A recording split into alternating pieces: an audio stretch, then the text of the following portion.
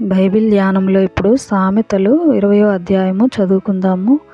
ద్రాక్షారసము వెక్కిరింతల పాలు చేయును, మద్యము అల్లరి పుట్టించును. దాని వశమైన వారందరూ జ్ఞానము లేనివారు. రాజు వలని భయము సింహగర్జన వంటిది.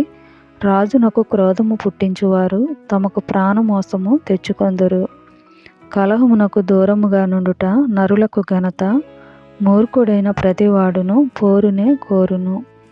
విత్తులు వేయు కాలమున సోమరి దున్నడు, కోతకాలమున పంటను గూర్చివాడు విచారించునప్పుడు వానికేమియూ లేకపోవును. నరుని హృదయంలోని ఆలోచన లోతు నీళ్ల వంటిది. వివేకము గలవాడు దానిని పైకి చేదుకొనును. దయచూపు వానిని కలుసుకొనుట అనేకులకు తటస్థించును. నమ్ముకొనదగినవాడు ఎవరికి కనబడును? యథార్థవర్తనుడగు నీతిమంతుని పిల్లలు వాని తదనంతరము ధన్యులగుదురు. న్యాయసింహాసనాసీనుడైన రాజు తన కన్నులతో చెడుతనమంతయు చెదరగొట్టును. నా హృదయమును శుద్ధపరుచుకొని ఉన్నాను, పాపము పోగొట్టుకొని పవిత్రుడనైతిననుకొనదగిన వాడెవడు?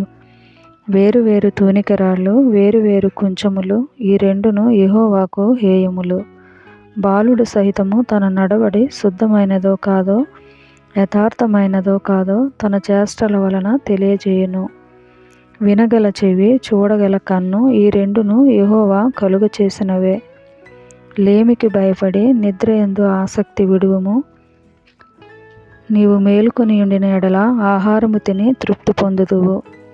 కొనువాడు జబ్బుది జబ్బుది అనును, అవతలికి వెళ్ళి దాన్ని మెచ్చుకొనును.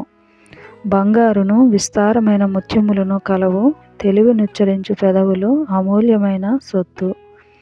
అన్యుని కొరకు పూటబడిన వాని వస్త్రమును పుచ్చుకొనుము, పరుల కొరకు వానిని కుదువ పెట్టించుము. మోసము చేసి తెచ్చుకున్న ఆహారము మనుషులకు బహు ఇంపుగా ఉండును, పిమ్మట వాని నోరు మంటితో నింపబడును. ఉద్దేశములు ఆలోచన చేత స్థిరపరచబడును. వివేకము గల నాయకుడవై యుద్ధము చేయుము.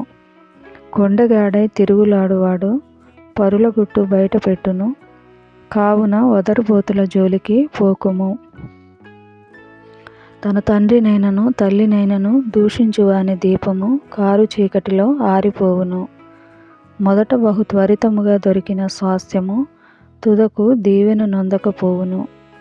కీడుకు ప్రతి కీడు చేసేదననుకొనవద్దు. యెహోవా కొరకు కనిపెట్టుకొనుము, ఆయన నిన్ను రక్షించును.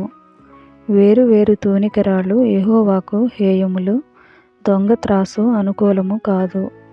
ఒకని నడతలు యెహోవా వశము, తనకు సంభవింపబోవునది ఒకడెట్లు తెలుసుకొనగలడు?